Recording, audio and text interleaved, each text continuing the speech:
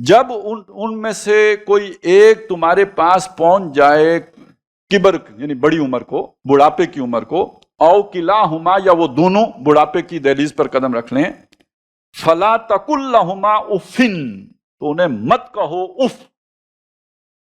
اچھا ایک ہماری یہ پنجابی والی اف ہے، وہ جو تھک کے ہم کرتے ہیں اف، تو بہت سے لوگوں نے یہی والا ترجمہ کر لیا ہے کہ بھئی میں تھک گیا ہوں۔ یہ والی بات نہیں ہے، کوئی تھک گیا تو تھک گیا، تھکاوٹ کا اظہار کوئی بری بات نہیں ہے، ٹھیک ہے۔ یہ اف عربی کی اف ہے، ظاہر ہے قرآن مجید میں آئی ہے، قرآن پنجابی زبان کی میں تو نہیں اترا نا، عربی مبین میں اترا ہے۔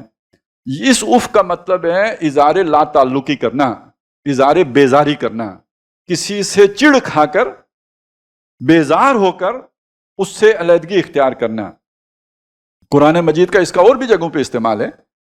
حضرت ابراہیم علیہ السلام کا وہ واقعہ یاد کیجئے جب انہوں نے بت توڑ دیے سارے، قوم نے جب طلب کیا کہ کس نے کیا، تو انہوں نے ابراہیم علیہ السلام کی طرف اشارہ کیا جو جانتے تھے، تو اب ان کو پیش کیا گیا، وہاں پہ عدالت لگی، تو ابراہیم علیہ السلام نے کہا بھئی یہ کام اس نے کیا ہے جس کے پاس سے آلائے قتل برآمد ہو رہے ہیں۔ اصل میں وہ سمجھانا چاہ رہے تھے نا، پورے یہ کام کیا ہی اس لیے تھا کہ ان کے کان کھولیں۔ تو جب انہوں نے کہا کہ ابراہیم تمہیں نہیں پتا یہ تو بولتے نہیں ہیں، تو کہا نہیں بولتے تو یہ تمہاری کیسے مدد کریں گے؟ اصل سوال تو اس میں یہ تھا۔ جب یہ قرآن کہتا ہے کہ انہوں نے اپنے گریبانوں میں جھانکا اور اندر ہی اندر دل ہی دل میں کہا کہ تم ہی ظالم ہو، لیکن وہ بتی تو نہیں تھے، وہ تو پورا معاشی نظام اسی پہ چل رہا تھا۔ وہ سارے حلوے مانڈے جو کھائے پیے جا رہے تھے، چندے جو آ رہے تھے، جو بادشاہ کا اقتدار تھا، وہ سب انہی بتوں کے سہارے پہ قائم تھا۔ ان کو چھوڑنے کا مطلب ہے سیاسی سماجی معاشی نظام دھڑام گر گیا۔ تو پھر انہوں نے کہا ابراہیم کو آگ میں جلا ڈالو۔ اب ظاہر ہے یہ تو وہ آ گیا فسادی، تو کوئی آپریشن رد الفساد لانچ کرو اور اسے ڈالو جھونکو آگ کے اندر تاکہ سب کو عبرت ہو جائے، کوئی پھر اس کے بعد چوں نہ کرے۔ کافی لوگوں کو جو ہے پوائزن کر دیا ہے تو سب کے ہوش ٹھکانے آ جائیں، اس کو کے ساتھ وہ سلوک کرو۔ انہوں نے اس موقع پہ یہ بات کہی، اف لکم ولما تعبدون من دون اللہ، تم سے بھی بیزار ہوں، مجھے تمہاری اب رشتہ داریوں کی کوئی پرواہ نہیں، اور جن کو تم پوجتے ہو محبوب بنا کر اور محبت کرتے ہو اور جن پہ مرتے ہو، میں ان سے بھی بیزار ہوں۔ یہ ہے اف لکم ولما تعبدون من دون اللہ، یہ وہ اف ہے، اور یہ اف کی کیفیت والدین سے پیدا ہو جاتی ہے۔ بوڑھے ہو گئے، وہ آپ کو بلائیں گے جناب میری کروٹ بدلیں، وہ اپنی کروٹ تو نہیں بدل سکتے، ایسی کیفیت ہو سکتی ہے، فالج ہو گئے ہیں، کروٹ بدلیں۔ اچھا کروٹ بدل دیا آپ نے، آپ جا کے ابھی لیٹے نہیں ہیں، ان کو تو اب ٹائمنگ کا کوئی احساس نہیں ہے، وہ ہو سکتا ہے 2 منٹ کے بعد آپ کو پھر بلائیں کروٹ بدلیں۔ تو جنت تو جدھر سے بھی جائیں، آپ کو کوئی آسان رستہ تو نہیں ہے جنت میں پہنچنا۔ اب 3-4 دفعہ یہ بات ہو تو آدمی تنگ آ کے کچھ نہ کچھ تو اس کی مطلب بالکل نکل سکتا ہے نا۔ اچھا یہی نہیں ہوتا، آپ جا کے بیٹھے،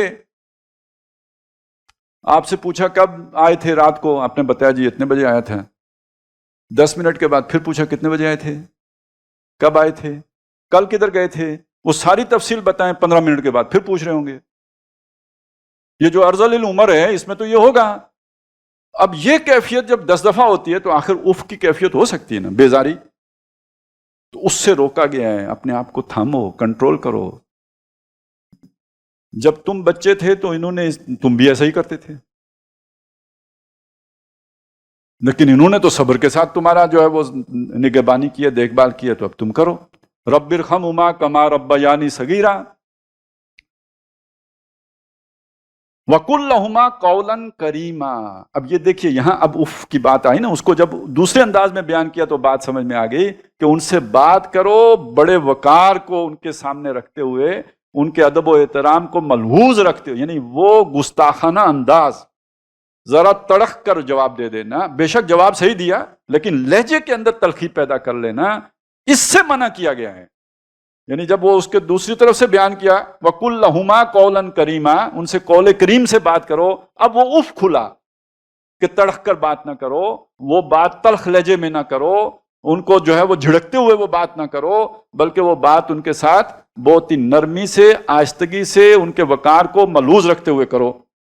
وَاخْفِضْ لَهُمَا جَنَاحَ الذُّلِّ مِنَ الرَّحْمَةِ، اور ان کے آگے اپنے کندھے جھکا کے رکھو رحمت کے ساتھ، مہربانی کے ساتھ، شفقت کے ساتھ۔ یعنی یہ ایک محاورہ ہے، سمجھ لیجئے، جھک کے رہنا، جیسے کندھے جھکا کے رکھنا، جھک کے رہنا، ان کے آگے اکڑ خانی نہ کرنا۔ وہ جو اکڑنے والا کندھا ہوتا ہے وہ ذرا تھوڑا اٹھا ہوا ہوتا ہے، سینہ پھیلا ہوا ہوتا ہے، تو یہ انداز نہیں ہو، بلکہ کندھے جھکے ہوئے ہوں، یعنی ان کے سامنے جھک کے رہنا ہے۔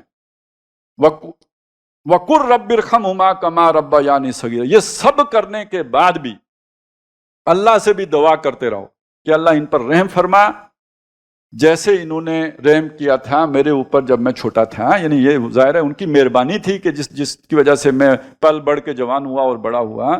اب وہ اس میں جتنی بھی وہ باتیں آپ کے سامنے ہوں گی جو ماں خدمت کرتی ہے اور جس طرح راتوں کو جاگتی ہے، اور وہ ساری باتیں میں نہیں گن رہا، وہ سب کو معلوم ہے۔